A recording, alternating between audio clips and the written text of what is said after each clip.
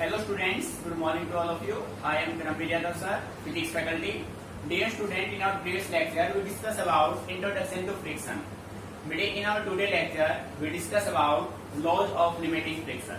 ठीक है बेटे, जैसा कि आपने कल स्टडी किया था कि फ्रिक्शन के बेसिकली टू टाइप होते हैं. One is external, second one internal. Internal को हमने फर्दर डिवाइड किया तो उसके थ्री टाइप बने, स्टैटिक, लिमिटिंग एंड डायनेमिक. फिर हमने डायनेमिक को डिवाइड किया तो उसके टू टाइप बने, स्लाइडिंग एंड रोलिंग. तो बेटे आज हम बात करेंगे लिमिटिंग फ्रिक्शन की. ठीक है, सो हेडिंग बना लीजिए. इंपोर्टेंट कंसेप्ट है, 2 मार्क्स में डेफिनेशन आता है एग्जाम में. लॉज ऑफ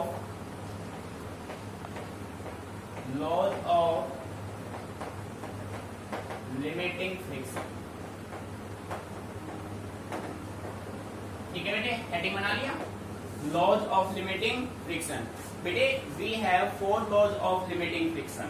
लिमिटिंग फ्रिक्शन के हमारे पास 4 लॉज हैं. So one by one we start. Point number 1. Point number 1 आपका फर्स्ट लॉ होगा, सेकंड पॉइंट आपका सेकंड लॉ होगा. ठीक है, तो बेटे आप ये कह सकते हैं the maximum force of limiting friction, the maximum force of limiting friction F between any two bodies in contact is directly proportional to the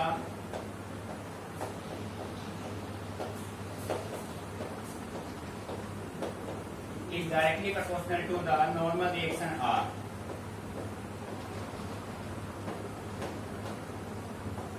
normal reaction R. बेटे ध्यान दीजिए, कंसेप्ट इंपोर्टेंट है.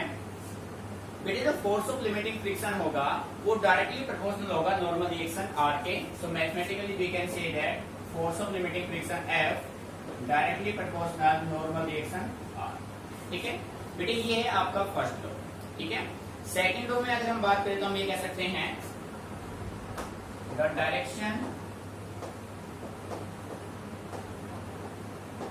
Direction of F. बेटे F किसको represent कर रहा है? Force of limiting friction को. The direction of F is opposite to the direction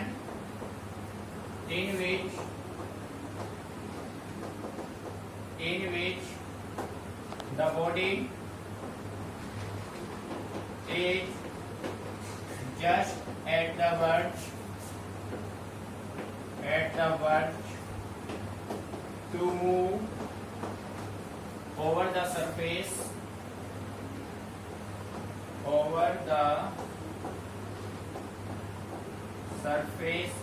other body.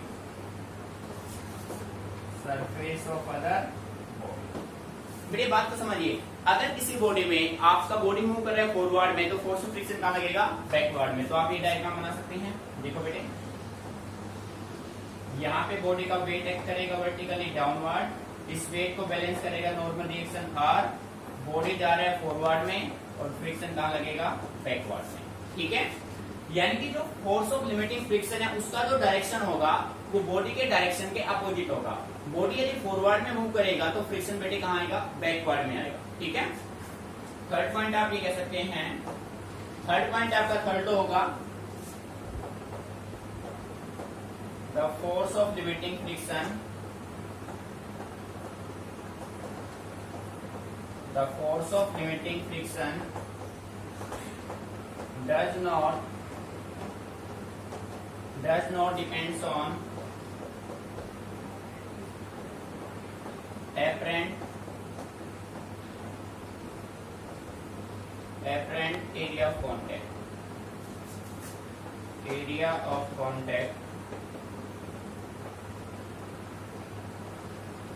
Apparent area of contact between two bodies. बेटे इस पॉइंट पे ध्यान दीजिए, दो बॉडीज के बीच में जो एक्चुअल एरिया ऑफ कांटेक्ट होगा उस पे फोर्स ऑफ फ्रिक्शन डिपेंड करेगा. बट दो बॉडीज के बीच में जो एपरेंट एरिया ऑफ कॉन्टेक्ट है उस पे फोर्स ऑफ फ्रिक्शन काम नहीं करेगा। अच्छे से माइंड में करना इस बात को, ठीक है, मीनिंग अच्छे से क्लियर। अब देखो भाई फोर्थ पॉइंट आप ये कह सकते हैं, फोर्थ पॉइंट आपका फोर्थ लॉ होगा F डिपेंड्स ऑन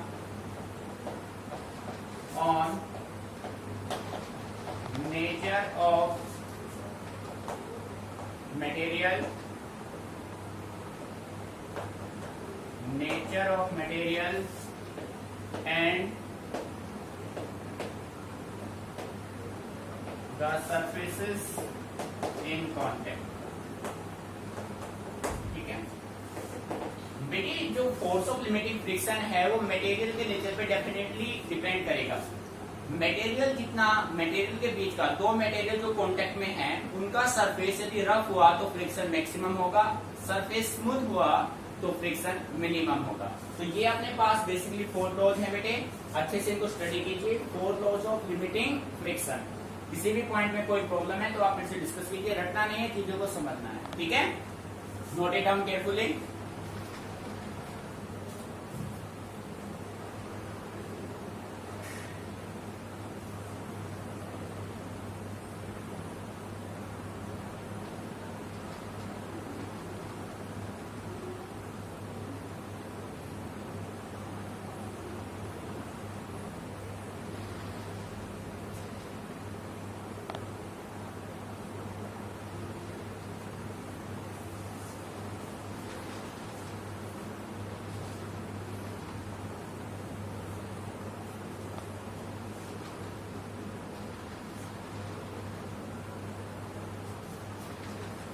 यहाँ तक क्लियर, ठीक है। और अपने नेक्स्ट टॉपिक पे चलते हैं।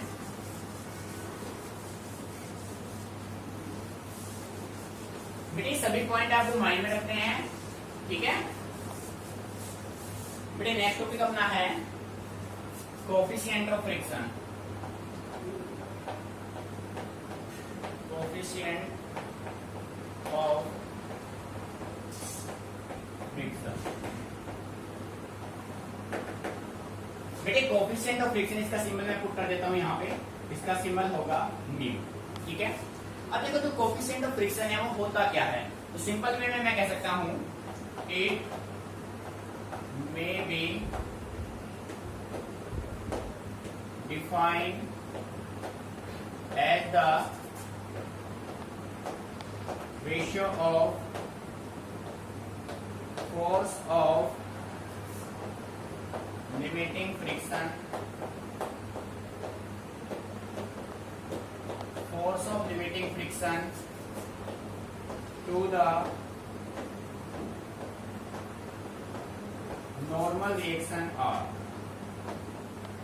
to the normal reaction R, ठीक है।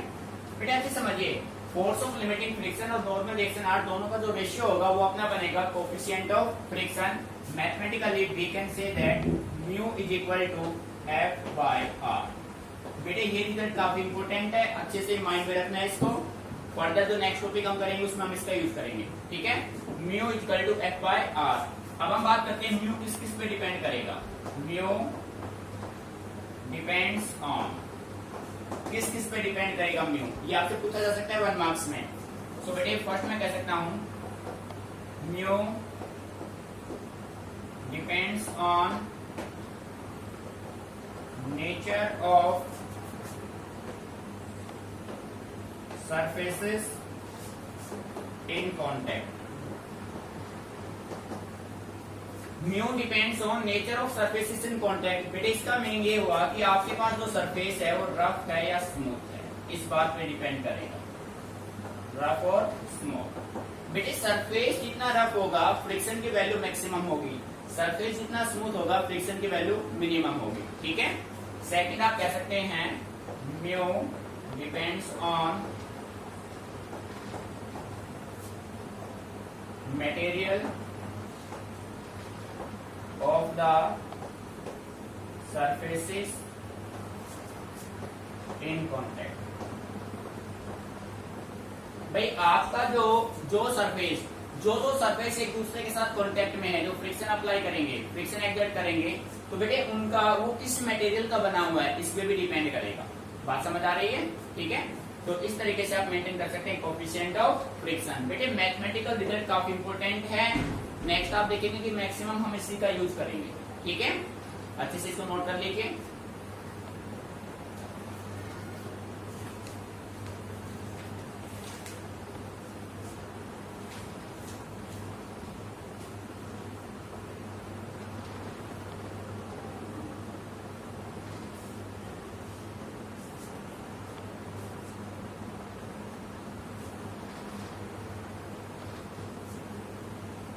ठीक है बेटे, कॉफी हो गया। बेटे नेक्स्ट टॉपिक अपना आता है एंगल ऑफ फ्रिक्शन। बेटे अपना नेक्स्ट टॉपिक है, हेडिंग बना लीजिए angle of friction. Angle of friction represented by symbol theta. ठीक है, तो फिर सिंपल वे में हम ये कह सकते हैं it is the angle, it is the angle which resultant of F। देखिए F यहाँ पे है आपका force of limiting friction F and R। R यहाँ पे आपका normal reaction F and R makes with the direction of R। ठीक है बेटे, ध्यान दीजिए इस बात पे। भाई जो एंगल ऑफ फ्रिक्शन आपका बनेगा वो एंगल रहेगा which resultant of F force of limiting friction and normal reaction R makes with the direction of R। बेटे एंगल ऑफ फ्रिक्शन की डेफिनेशन आपकी जो है डेफिनेशन से अच्छे से क्लियर नहीं हुई है, तो इसको हम डायग्रामेटिकली समझते हैं। तो डायग्रामेटिकली प्रोसेस क्या है ये देखो। आप मान लीजिए कि आपके पास ये कोई एक सरफेस है और ये कोई एक बॉडी है जो इस पे स्लाइड कर रहा है। ठीक है, इस बॉडी का वेट एक्ट करेगा वर्टिकली डाउनवर्ड, वेट को बैलेंस करेगा नॉर्मल रिएक्शन R। मान लीजिए बॉडी स्लाइड कर रहा है फॉरवर्ड में, अप्लाइड फोर्स P से, और बैकवर्ड में फोर्स लगा फोर्स ऑफ फ्रिक्शन F। ठीक है, तो बेटे force of limiting friction F और नॉर्मल रिएक्शन R दोनों का रिजल्टेंट आपको यहाँ पे मिलेगा। अरे हाँ या ना, बात समझ आ रही है? अब डेफिनेशन में जाओ बेटे। हम कहते हैं angle of friction is the angle which resultant of F and R makes with the direction of R। तो बेटे आप क्या कीजिए, यहाँ पे जो एंगल, ये जो एंगल बनेगा ना, ये अपना क्या बनेगा, थीटा बनेगा। ठीक है, तो अब हम ऐसा कर लेते हैं, हम यहाँ पे ये कंडीशन मेंटेन कर लेते हैं और ये अपने पास एक राइट एंगल ट्रायंगल बन गया। इसको मैंने नाम दिया OABC। ठीक है बेटे, बात समझ आ रही है? तो सिंपल वे में मैं कह सकता हूँ in right angle triangle OAB। बेटे ट्रायंगल OAB में AB आपका है परपेंडिकुलर, OA आपका है बेस और OB है हाइपोटेनियस। ठीक है, O से A रिजल्टेंट, O से C आपको क्या मिलेगा, फोर्स ऑफ फ्रिक्शन, यानी कि A से B। ठीक है, सो बेटे tan थीटा होता है perpendicular upon base, so perpendicular is OA। और बेटे सॉरी, परपेंडिकुलर अपने पास क्या है, AB, और बेस अपने पास क्या है, OA। अब बेटे देखो A से B का वैल्यू अपने पास क्या है, फोर्स ऑफ फ्रिक्शन। ठीक है, तो बेटे O से A का वैल्यू अपने पास क्या है, नॉर्मल रिएक्शन। मीनिंग समझ में आ रहा है? यानी कि अपने पास हम कह सकते हैं tan थीटा किसके बराबर आ गया, F अपॉन R। ठीक है बेटे, बट वी नो दैट हमने कोफिशिएंट ऑफ फ्रिक्शन में स्टडी किया है F अपॉन R किसके बराबर था बेटे, म्यू। तो इसी के बेस में मैं कह सकता हूँ म्यू किसके बराबर हो जाएगा, tan थीटा। बेटे ये रिजल्ट काम आएगा। न्यूमेरिकल में आपको कोफिशिएंट ऑफ फ्रिक्शन गिवन है तो आप वहां से angle of friction find out कर सकते हैं। यदि न्यूमेरिकल में एंगल ऑफ फ्रिक्शन गिवन है तो आप वहां से coefficient of friction find out कर सकते हैं। बेटे बात समझ आ रही है? फिर अपना नेक्स्ट इसमें हेडिंग बनेगा, भाई जो थीटा है किस किस पे डिपेंड करेगा, थीटा डिपेंड्स ऑन। ठीक है, तो बेटे जो पॉइंट आपने, ध्यान से सुनना, जो पॉइंट आपने म्यू के नोटिफाई किए थे, जैसे हमने कहा था म्यू डिपेंड्स ऑन, तो सेम पॉइंट किसमें आएंगे, थीटा में। बात समझ आ रही? तो हम कहेंगे theta depends upon nature of material of the surface, nature of material और material of surface in contact, दोनों पॉइंट सेम होंगे। ठीक है, note it down carefully.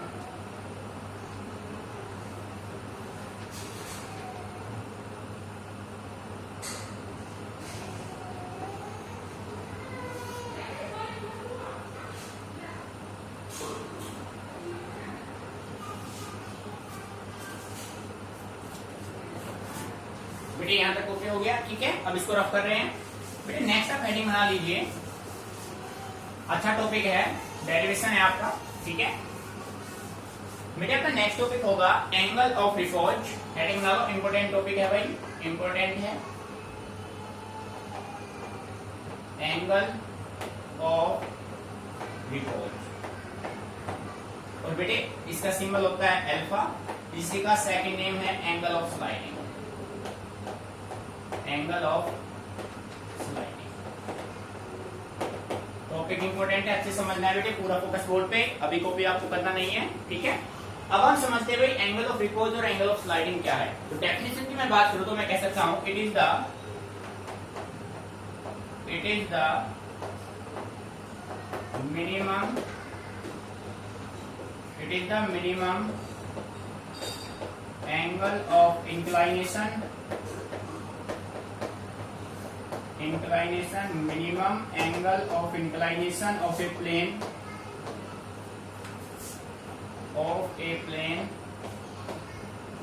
with the horizontal,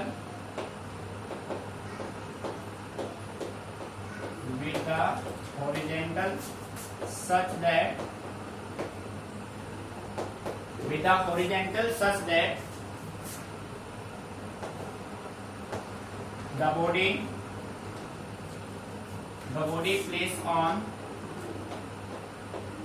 the body placed on the plane just slide to move down the plane, just slide to move down the plane। फिर concept को समझिए, आप simple way में कह सकते हैं कि आपके पास कोई इंक्लाइन प्लेन है, उस इंक्लाइन प्लेन पे आपने कोई बॉडी रखा और वो बॉडी उस इंक्लाइन प्लेन पे डाउनवर्ड क्या कर रहा है, स्लाइड कर रहा है, ठीक है। डायग्राम समझते हैं इसको अच्छे से। ये देखो बेटे, ये हो गया हॉरिजॉन्टल सरफेस, ठीक है। और इस हॉरिजॉन्टल सरफेस के साथ ये अपने पास हो गया एक इंक्लाइन प्लेन। मेरी बात समझ आ रही है? इसको मैंने नाम दे दिया AB, और ये मान लिया मैंने C। AB एक इंक्लाइन प्लेन है, और बेटे this is the angle of inclination alpha, ठीक है।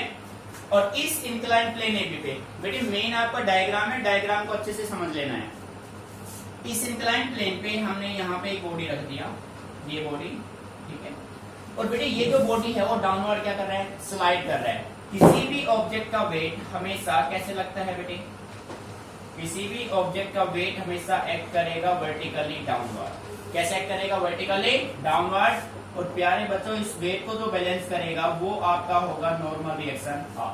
बात को समझना भाई, जब हम किसी स्लोप टाइप पे, जब आप किसी भी स्लोप पे जाएंगे तो आपके वेट को बैलेंस कौन करेगा, नॉर्मल रिएक्शन R बैलेंस करता है ऑलवेज, ठीक है।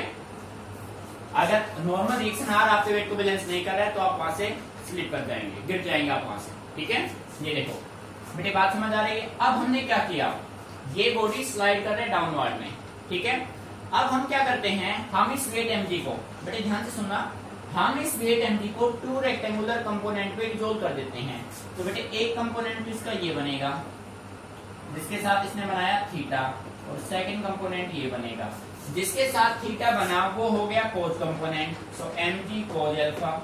और बेटे सेकंड कंपोनेंट आपका क्या बनेगा, mg साइन अल्फा। मीनिंग समझ में आ गया? हमने वेट mg को टू रेक्टेंगुलर कंपोनेंट में रिजोल्व किया, mg cos alpha and mg sine alpha, ठीक है।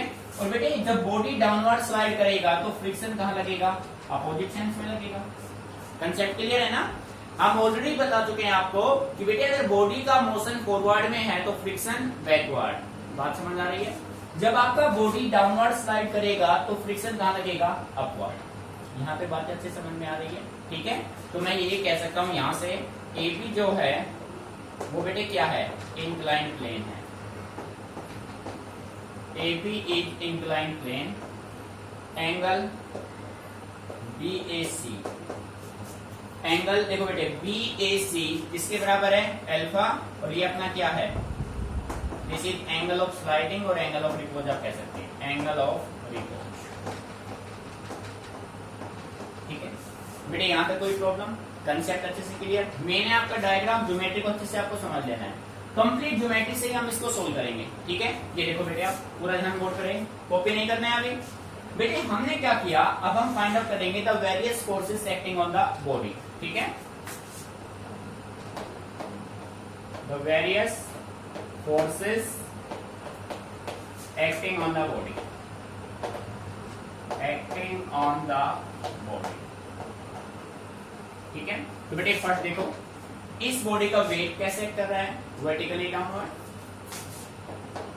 इट्स वेट mg, किसका वेट है बेटे, ये इस बॉडी का वेट है जो स्लाइड कर रहा है डाउनवर्ड में, ठीक है। Its weight mg acting vertically downward, acting vertically downward. मेरी बात समझ आ रही है, जो बॉडी का वेट है वो कैसे एक्ट करेगा, वर्टिकली डाउनवर्ड एक्ट करेगा, ठीक है। सेकंड देखो, normal reaction R, complete focus diagram पे, नॉर्मल रिएक्शन आर जो है वो है परपेंडिकुलर टू प्लेन AB।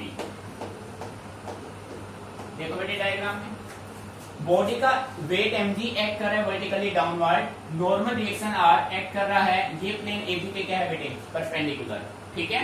अच्छा, उसके बाद force of friction up the plane AB। Number 3, force of friction F acting up the plane AB। मेरी बात समझ आ रही है, जब बॉडी स्लाइड करेगा डाउनवर्ड तो बेटे फोर्स ऑफ फ्रिक्शन कहां लगेगा, अपवर्ड, ठीक है। मीनिंग यहां पे क्लियर। अब देखो भाई, हमें कुछ याद नहीं रखना है ना, हमें याद रहेगा, हम चीजों को समझेंगे तो परमानेंटली माइंड में सेट रहेगा, ठीक है। तो बेटे आपने ये देखा कि फिर आपने क्या किया था, आपने इस वेट mg को 2 रेक्टेंगुलर कंपोनेंट में रिजोल्व कर दिया, एक mg कोज अल्फा, एक mg साइन अल्फा। बेटे mg कोज अल्फा किसको बैलेंस कर रहा है, नॉर्मल रिएक्शन r को, और mg साइन अल्फा किसको बैलेंस कर रहा है, फोर्स ऑफ फ्रिक्शन को, ठीक है। तो मैं कह सकता हूं, नाउ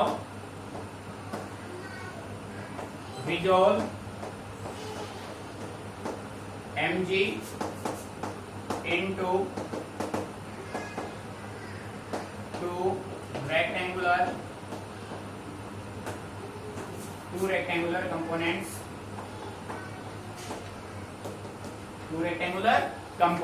ठीक है। तो बेटे देखो, दो कंपोनेंट कौन से हैं भाई, एक अपना बनेगा mg cos अल्फा और एक अपना बनेगा mg sin अल्फा। बेटे जो mg cos अल्फा है वो किसके अपोजिट है, नॉर्मल रिएक्शन r, और जो mg sin अल्फा है वो किसके अपोजिट है, फोर्स ऑफ फ्रिक्शन अपोजिट है ना, क्लियर नजर आ रहा है। तो मैं यहाँ पे नोट कर सकता हूं, opposite to normal reaction r, opposite to force of friction F। बेटे यहाँ पे बात अच्छे से क्लियर हो रही है, कोई डाउट, मीनिंग क्लियर। अब देखो, सो डियर स्टूडेंट, अब हम यहाँ से फाइंड आउट कर लेंगे इक्विलिब्रियम कंडीशन। बेटे जब ये स्लाइडिंग करेगा, क्या करेगा, स्लाइड कर रहा है, एक्सेलरेट नहीं कर रहा है, स्लाइड कर रहा है, ठीक है। ऐसे आ रहा है, देखो ऐसे ऐसे स्लाइड कर रहा है, ठीक है। बात समझ आ रही है, इस पे क्या हो रहा है, स्लाइडिंग हो रहा है। जैसे इंक्लाइन प्लेन पे आप ऐसे रख देते हो कि सरफेस तो उस पे स्लाइड करता है, ठीक है। एक्सेलरेट का मतलब ये हो जाता है कि लास्ट तक आएगा, और स्लाइडिंग में जरूरी नहीं कि वो लास्ट पॉइंट तक आए, वो यहाँ तक भी रुक सकता है, यहाँ तक भी। बात समझ आ रही है, एक्सेलरेट अगर बॉडी करेगी तो बेटे डाउनवर्ड तक आएगा, बॉडी स्लाइड करेगी तो जरूरी नहीं है वो यहाँ तक आए, वो यहाँ तक भी रह सकता है, यहाँ तक भी, यहाँ तक, ठीक है। अब देखो, 10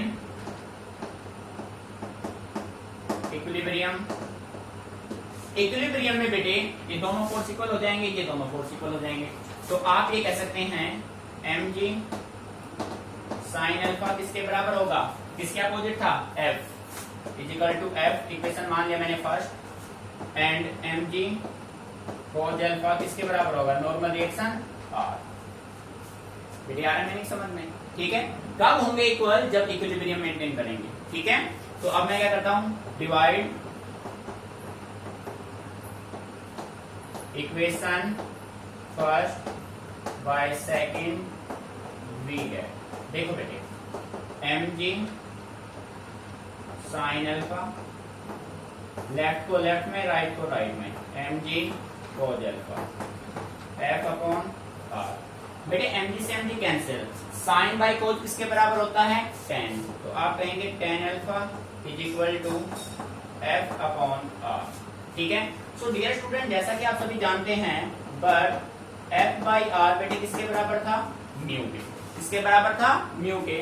तो मैं यहां से कह सकता हूं, यहां पे देखो आप, मैं यहां से कह सकता हूं कि tan अल्फा किसके बराबर हो जाएगा, म्यू के। बेटे एक रिलेशन ये आ गया, मीनिंग आ रहा है समझ में। अगर न्यूमेरिकल में कोफिशिएंट ऑफ फ्रिक्शन आपको गिवन है तो आप क्या निकाल लेंगे, एंगल ऑफ रिपोज निकाल लेंगे। एंगल ऑफ रिपोज गिवन है तो आप कोफिशिएंट ऑफ फ्रिक्शन निकाल लेंगे। मीनिंग यहां तक क्लियर।